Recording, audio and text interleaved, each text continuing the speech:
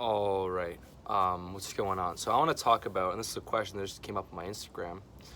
How do I do meditation? And I have not been as consistent. So full disclosure, I've not been as consistent with it the last year or so. But it's something I've been getting a lot more into recently. I used to be very, very into daily meditation a few years ago, and it had a profound change in my life. It helped me grow and become sort of the person I needed to become to get to where I wanted to be. Because your mind can hold you back. It can either be on your team or it can hold you back. And I'm going to talk about how I utilize meditation, and I am doing it a lot more now just because I need to make some progression and evolution in my life to get to where I want to be, and also to cut off things I need to cut off. For example, I've been pretty transparent that, for a while I was, going out drinking a little bit too much, and sometimes it feels like problems that we have in life, even though we try and stop it, we keep getting pulled back. We keep getting pulled back. That's because your mind doesn't necessarily want change. Your mind wants homeostasis, and what your identity has become, you get trapped inside that identity. And so meditation is a way to break free of these mental attachments, to get connected with a deeper part of you, and to break away from, these identities that trap and control us. So fundamentally, meditation is a way to get control of your mind. It's to get away from the constant stream of thinking. A lot of people, they think that their thoughts, that they are their thoughts. They think that, this is me, these are my thoughts. But you have to realize that there's an observer, there's a deeper presence that can observe your thoughts. And the first step to meditation is realizing that you are not your mind. Realizing that you can observe your thoughts as a separate entity, and that's the true nature of you. That's your real deep presence. If you want to learn more about this, check out Power of Now, A New Earth, or some of Eckhart Tolle's work. I think he does an amazing job at really showing people how to become present, how to disconnect from the constant stream of thinking.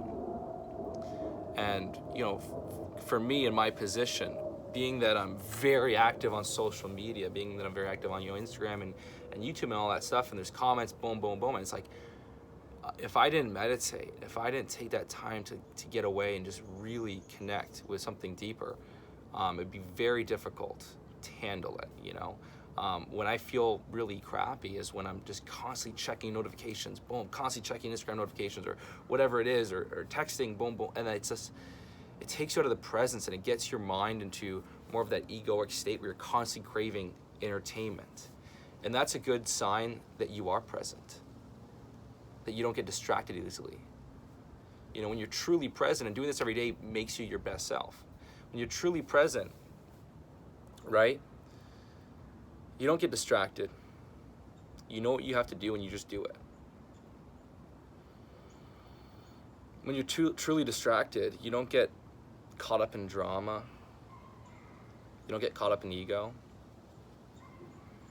You can sit down like I am right now and just deeply enjoy that moment. And if this seems crazy to you, just keep listening. It will eventually sink in. I know how hard it can be for the mind to grasp some of the things I'm saying, but you almost have to let go of the mind to understand this, and get still and stop trying to think and overanalyze everything, and just see if it feels true intuitively. You only really understand this when you escape the constant think of the mind, because the mind can't figure everything out. For example, the only moment we have, right, is the present moment. Yet we live telling ourselves that, everything's gonna be better in the future, that we'll be happy in the future, that when we get this and this, we'll be fulfilled in the future. And we put we project our happiness into the future, right? A lot of us do this. I used to do this a lot. To a certain extent, I still do it sometimes. But the reality is, when the future comes, it's only ever experienced as the present moment, right? Like 6 months ago, you thought that today was gonna be the future, but you're experiencing it in the same state as you experienced 6 months ago back then. We go through life in this moment, in the present. And so when we tell ourselves that the future is going to make us happy, right? What invariably happens is we constantly are projecting happiness in the future, and then when we get to that moment we thought was going to make us happy, we're looking to the next moment, and so we're in a constant state of not getting what we want. It's very stressful. It's very stressful on the body. I spent my whole life doing that, and then eventually I had some breaking point about 21 years old. That's when I got really into this meditation for a couple of years, and it's been life-changing. So and the same thing, that the past can also hold you back, you know? If you look back at the past to define yourself, to tell you who you are, that will trap you. And that's what we do. We look at our past experiences to give us some sort of identity.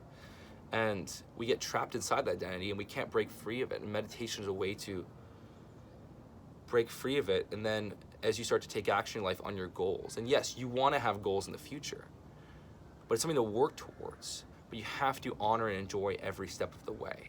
So don't tell yourself, oh, I'm only going to be happy when I get here. Love the process, love the moment as you work to creating the vision you have.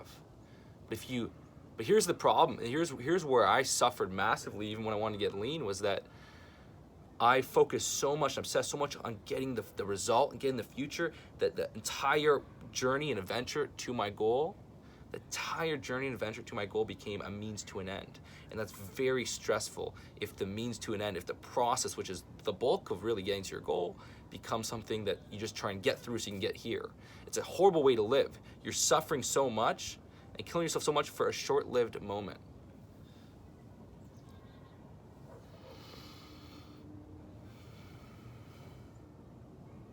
So one of the best ways to meditate is get away from that.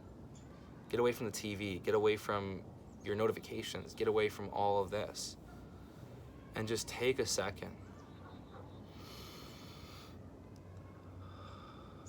Just get connected to your body. Breathing is a really way to, breathing and concentrating on your breathing is a great way to get focused on meditation.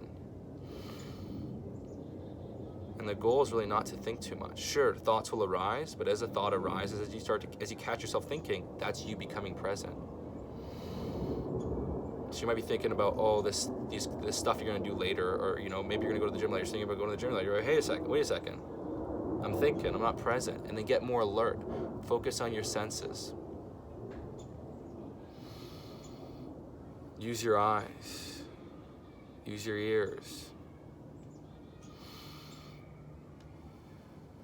Use your touch, And what you'll notice as you become very present is everything becomes a lot more alive.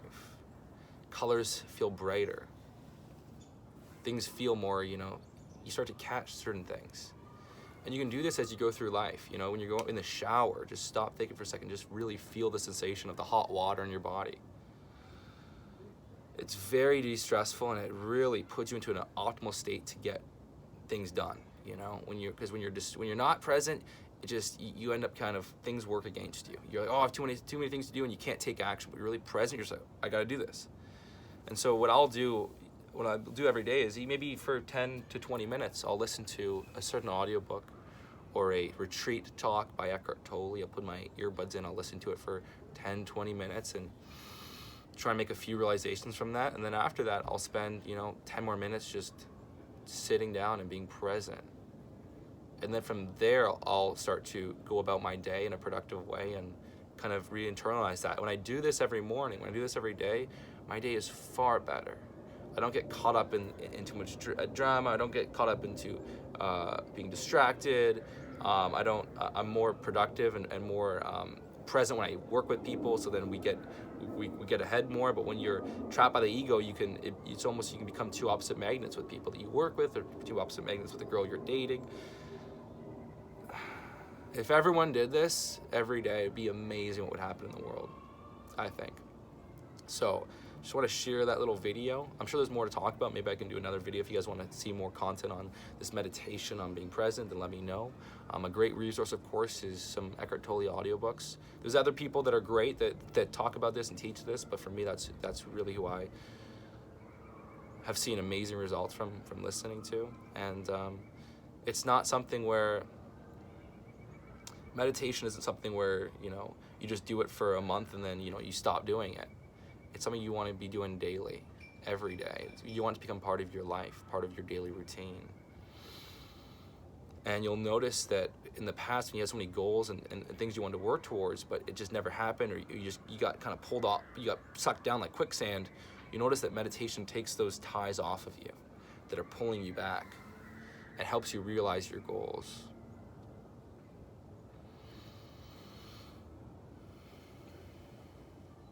Because when you're in a present state, there are no problems.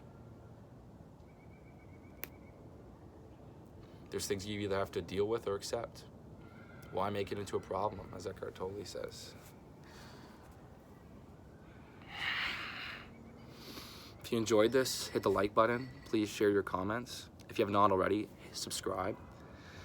And I'll talk to you soon, and hopefully I'll see you on my Instagram, which I do stories daily and post daily, at Girl Gallagher.